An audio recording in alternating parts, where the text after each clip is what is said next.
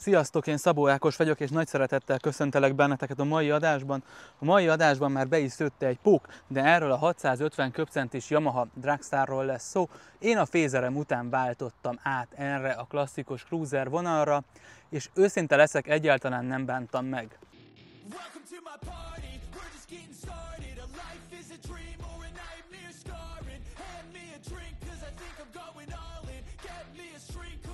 Nem tudom, hogy az életben hol dől el az, hogy valaki Yamahás lesz-e, Hondás, netán Kawasaki vagy kapásból a Harley Davidson áll közel a szívéhez.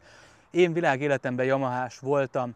XT, XJ, utána a Phaser és legutolsó Yamaha modellem, motorom. Ez a 650 köbcentis 2014-es XVS 650 Dragstar Classic. Miért a 2014-eset vettem? Azért, mert a Yamaha felismerte azt, hogy ezeket a cruisereket lopják, mint a cukrot, ezért kellett belőle egy immobilizeres változat, én ezt vettem meg. Eladtam a Phasert, amikor egységnyi pénzem volt. Elkezdtem gondolkozni azon, hogy lehet, hogy Harley Davidsont kéne venni. Célszerű is lett volna Harley Davidsont venni, akkor azonban a rendelkezésemre álló összeg az körülbelül 2 millió forint volt. 2 millió forintért nézzétek meg, hogy milyen Harley Davidsonok vannak most a Hahun, vagy a Mobilén, vagy a Willhabenen. Egész egyszerűen nem mertem bevállalni a 2 millió forintos Harley Davidson.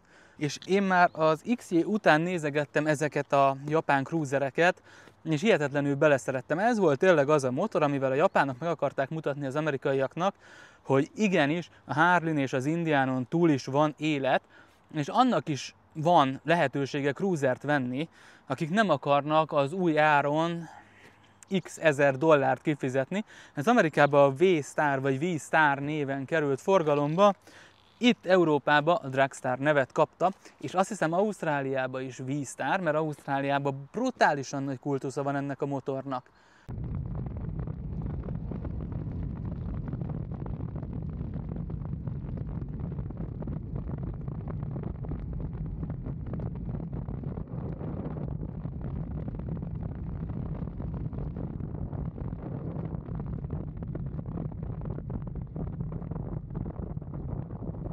A Yamaha XVS története egészen a 90-es évek végéig nyúlik vissza.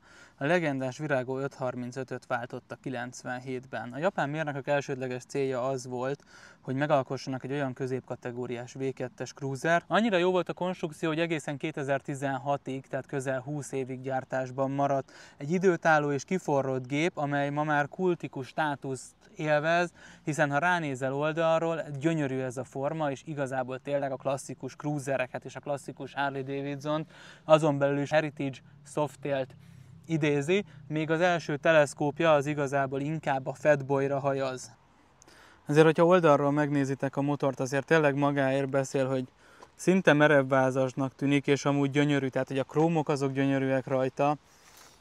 Most beletérdelek ebbe a légszűrőbe, én ezt azért szeretném majd lecserélni. És ez a 70 fokkal eldöntött hengerelrendezés, ez csodálatos, itt található alul az olajszűrő. Minden króm az hibátlan és gyönyörű ezen a motoron. Ezek az oldalsó tárolók, ezek sajnos műanyagból vannak, de hogyha megkopogtatom, a tank az fém. Az első sárvédő fém. A 41 mm-es villák, azoknak 14 mm-re, 41 mm, 41 mm-es a villa, és 14 centi, azt hiszem, a rugóút, de tökéletes. Minden szögből, hogyha megnézitek a motort, azért gyönyörűen hozza ezt az amerikai cruiser vonalat. Gyönyörű, tehát hogy tényleg én ezért szerettem bele, és azt gondolom, hogy ez egy hibátlan kezdőmotor. Követte a klasszikus receptet, széles sárvédők, sok króm, nagy tank, vaskos 16-os kerekek. Volt belőle egy custom verzió, az könnyebb, sportosabb arányokkal készült, az nekem nem tetszett, de mechanikailag ugyanarra az alapra épült, de teljesen más életérzést adtak.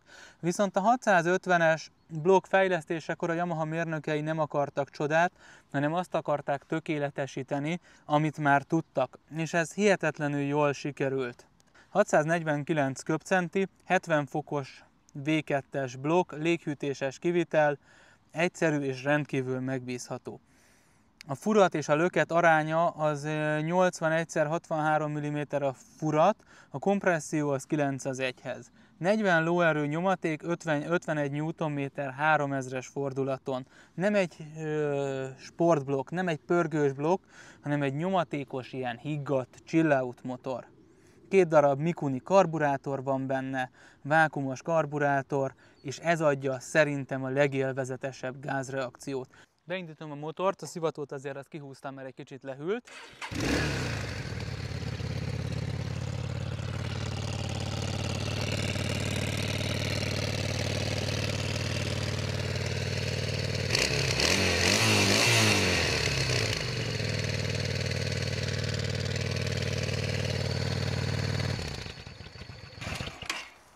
Nem annyira finom, mint az injektoros rendszerek, de igazából van benne élet.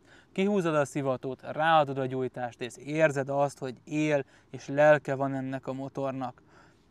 A teljesítménye bőven elég, 130-as autópálya tempót lehet vele menni, de két személlyel igazából ez a 90, 110, 120 az, ami a legnagyobb élvezet. A váltóból hiányzik egy 6. fokozat, 5 sebességes, együtt kell vele élni, viszont kardánhajtásos, ami egy csodálatos megoldás, nekem nem volt kardános motorom, most már van, és imádom, szeretem, nincs meg az, ami a láncnál megvolt. Vezettem elég sok szíjas Harley Davidsont, én azt is imádom, de a láncot azt szeretném elengedni. És Magyarországon is amúgy rengeteg dragstart lehet látni. Nem véletlen a népszerűsége, hiszen egy fajék egyszerű motor, elől egy közel 300 mm-es tárcsa van, hátul dobfék, a hátsó fék az igazából inkább lassítás, de motorfékkel tök jól meg tudod állítani. Nem egy high-tech motor, stabil, kiszámítható és könnyen karban tartható. Ez az, amit szerintem a kategóriában a legtöbben kerestek.